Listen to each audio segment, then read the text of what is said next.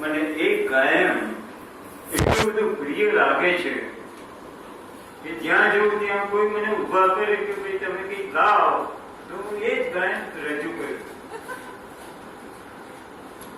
જાને વાલે કભી નહીં આતે, જાને वाले की याद आती है, दिल एक मंदिर है. આજે જે આ એક મિલનનો મોકો આપ્યો છે, ભૂતકાળને પંપોળવાની આજે આ એક તક આપી, એના માટે અમારા સૌ મિત્રો વતી હું તરફ આભાર વ્યક્ત કરું છું. પણ આભાર વ્યક્ત કરવા માટે હું તમને એક ગીત સંભળાવીશ. ઝવેરચંદ મેઘાણીનું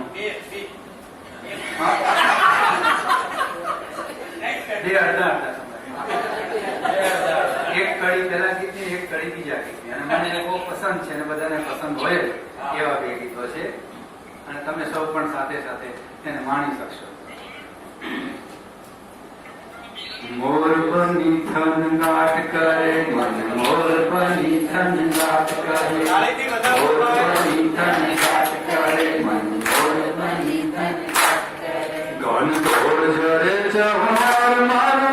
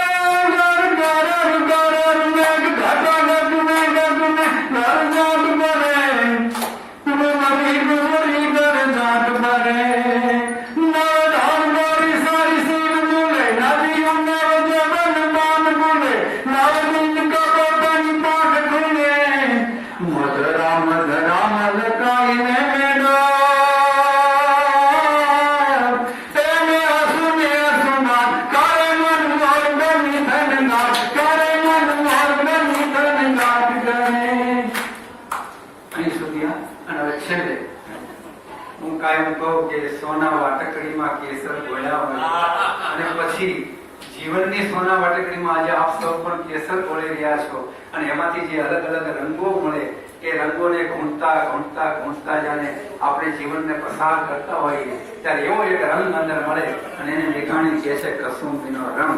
એની એક કડી આપણે સંભળાવી અને આ આભાર વ્યક્ત કરું છું. જનની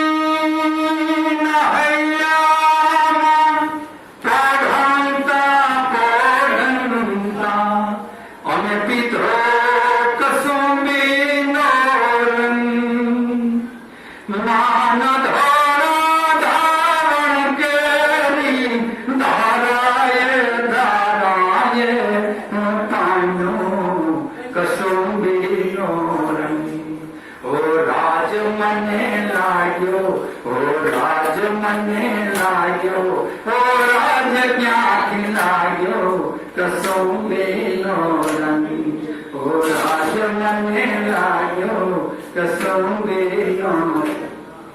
જે દિવસે વિધાતાએ માતાના ખોળામાં બાળકને મૂકવાની ઈચ્છા વ્યક્ત કરી હશે અને તે દિવસે કોઈ વિશ્વકર્માને કોઈ પારણું બનાવવાની ઈચ્છા થઈ હશે અને ત્યારે કોઈ કવિને કોઈ હાલરડું ગાવાની ઈચ્છા થઈ હશે એટલે કે બહેનીના કંઠે નીતરતા હાલરડામાં ઘોલો કસુંબીનો રંગ ઓ રાજ આજ ઘોલો કસુંબીનો રંગ. ઓલી વાલી દિલદારાની પગની મહેંદી પડતી ચૂમ્યો કસુંબીનો રંગ. બધા ગાજો મારી સાથે. ઓ રાજ મને લાગ્યો રાજ મને લાગ્યો ઓ રાજ મને લાગ્યો કસુંબીનો રંગ. આ જીવનની સોના વાટકડીમાં આવો આવો કસુંબીનો રંગ ઘોળાતો રહે અને ઈશ્વર ફરીને ફરી આપણને આ રંગ ઘોળવા માટે ભેગા કરતા રહે એવી પ્રાર્થના સાથે ફરી એક વાર સૌના આભાર સાથે વિરમું છું. નમસ્કાર.